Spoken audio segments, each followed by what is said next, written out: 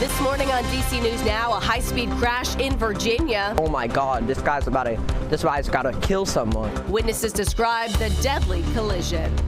Breezy but warmer for your Tuesday forecasts. We're tracking partly cloudy skies and highs in the low 50s. Immigration enforcement ramping up across the DMV. Local leaders share worries about federal policies targeting schools and churches.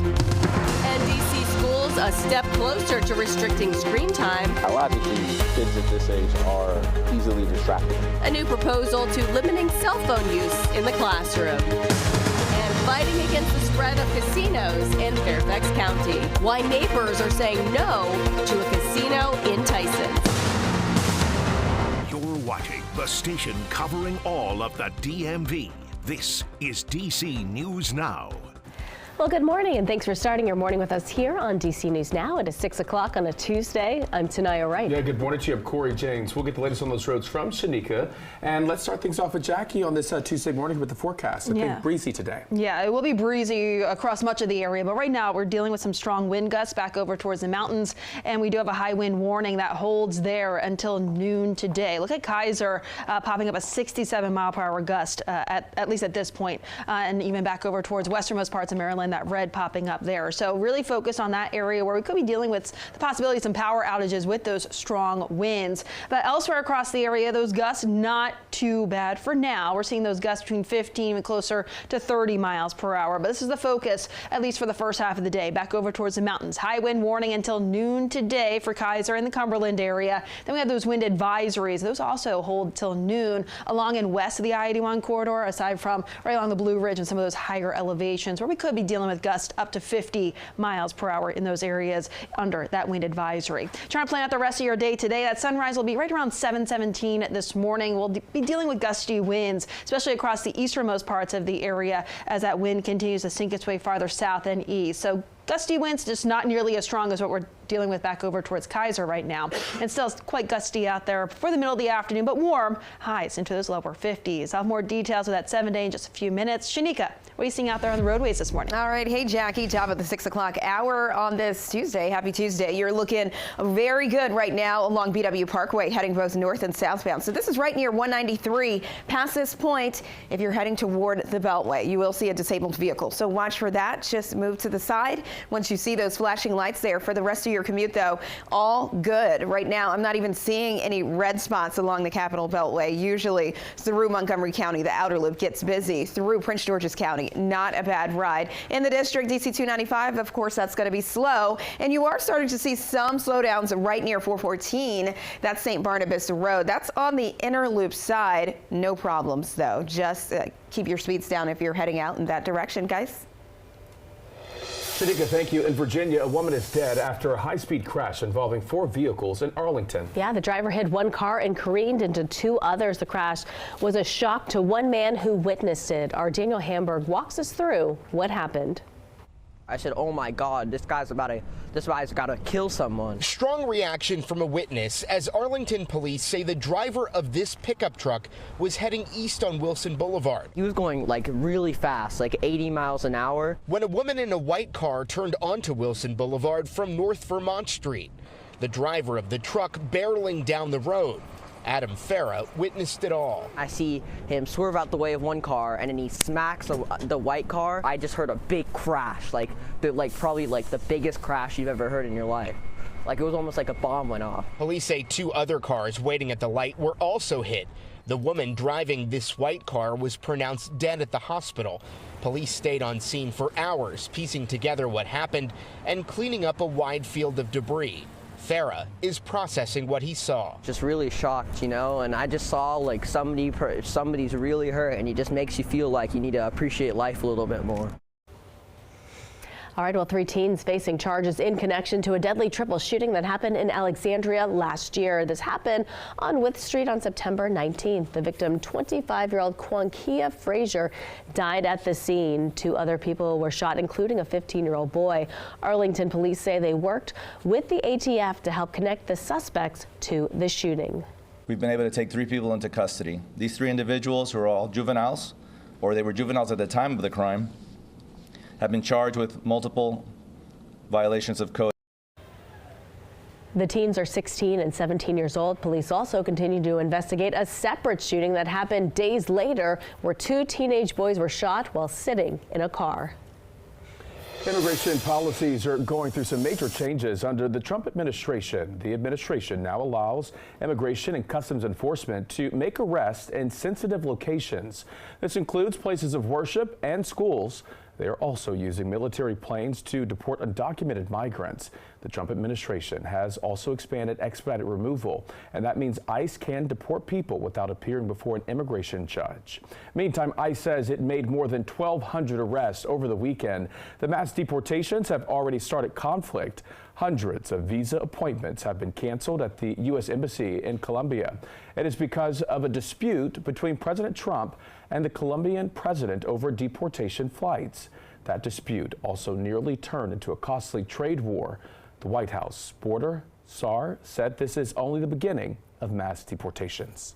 President Trump, we're going to use all the government to secure our border, which is the biggest national security vulnerability this country's ever seen, and we're going to enforce laws to this country. We're seeing a kind of chaos in which, in contradiction of the president's commitment that he was going to start focused on violent criminals, they're just detaining anyone. Trump also signed an executive order ending birthright citizenship. However, a federal judge is putting it on hold. And Maryland Attorney General Anthony Brown is releasing a new guidance for local and state police for immigration enforcement. Brown says these new guidance rules are to help police and deputies to comply with federal and state laws while protecting individual rights. They include not sharing personal information with federal immigration authorities without a warrant and not asking about immigration status during routine police work unless it's relevant to the criminal investigation. All right, well, D.C. City Council member Trayon White could be expelled from his seat on the council. Now, a hearing is set for today at noon. Yeah, and this comes as White is accused of accepting a bribe in exchange for district contracts. D.C. News Now's Jean-Marie Sissay is in the studio this morning. And Jean-Marie, what can you tell us about this? Yeah, good morning, Corey and Tanaya. Well, the recommendation to expel Councilmember Trayon White comes after an investigation found that White had broke several council codes. Now, although 11 council members voted to move forward with the expulsion recommendation, the decision isn't final just yet. Now, back in August, White was arrested for accepting over $150,000 in exchange for extending contracts for the district's violence interruption programs. In the following month, he did plead not guilty. Now, a committee was formed to verify the allegations, and also a law firm was hired to investigate whether White broke any council codes, and the investigation revealed that he did. Now, the committee recommended White be expelled from the council, and council members decided to move forward with that recommendation, and a hearing will be taking place today. Now, they won't vote today, but instead next Tuesday, February 4th. Now, Mayor Muriel Bowser says she believes the council has been transparent during the entire process. For a committee and the committee's legal counsel to recommend expulsion, I have to think that the answers about if they believe that the council's rules were violated and the public's trust were violated, then that was compelling. Now, again, the expulsion hearing is expected to take place today at noon, and we'll bring you the latest on air and online as we learn more. For now, reporting in the studio, I'm Jean-Marie Sissay, DC News Now. Thank you, Jean-Marie. Well, staying in D.C., applications are now open for young people looking for summer jobs. The Mayor Marion Barry Summer Youth Employment Program set for anyone 14 to 24 who lives in D.C. The 6-week program will focus on careers in finance and help youth with financial literacy skills. You can apply at summerjobs.dc.gov. The deadline for this is March 6th. In Virginia, a group is heading down to Richmond today to stop lawmakers from passing a bill that will allow a casino to be built in Tysons. Today's vote would allow a ballot referendum for voters to decide whether that casino should go up. A poll by the Tyson Stakeholders Alliance Commission shows 8 in 10 area voters oppose the proposal. However, union groups and lawmakers say it would bring jobs to the area and money to Virginia's economy. DC News Now's Haley Mylon is going to be live in the next half hour with more on this story. Well, the Washington Commanders' dream season coming to an end over the weekend in Philly. While the players are sad about not going to the Super Bowl, the overall feeling that they have a lot to be proud of this season. Now, the team was just projected to win 7 games this season, but doubled that with 14, including 2 postseason wins. Players say they are hoping to build on the success for next year. how we want to approach things, how we go about things for the future. There's going to be some new faces here next year, so we got to hold guys to that standard. I mean, if there's just anything to look forward to, it's that first home game next year, and so I just very, very proud of that, and just crazy honored to be a part of that this season. The organization is now looking towards the draft, which will be sometime in late April. And fans now returning home from Philly after Sunday's big game. It was not the results they were hoping for, with many heartbroken from the loss. Popular fan tailgate Ted is still excited about what the team accomplished this season, almost making it to the Super Bowl. Ted tailgated at every Washington playoff game, including Tampa, Detroit, and Philly. In every road game, he packed all of his burgundy and gold. After I had a chance to sit back and reflect, I'm not sad. I'm excited and I'm proud. I'm proud of what this team accomplished. I'm proud of where we're going to be going. Now, many fans say they cannot wait until next season to watch the first home game at Northwest Stadium.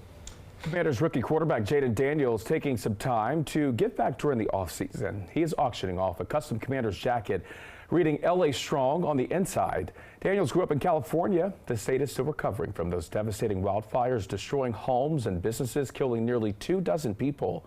So far, it is not known when the auction will take place. All proceeds, we're told, will go to the Los Angeles Fire Department. Coming up on 6/11 on this Tuesday morning, Virginia seeing flu deaths in children. Yeah, expert advice from keeping you and others safe during this flu season. Plus, D.C. could be the next place in the region to see a school cell phone ban. How parents, teachers, and students are reacting to the proposal. And taking a live look outside this morning, it is a breezy and cold start to the day. Yeah, I mean, we're starting off with those winds picking up mainly out of the south and west, and those will certainly pick up later on this afternoon. Then we're also looking at windy conditions tomorrow, but also warmer. More details right after the break.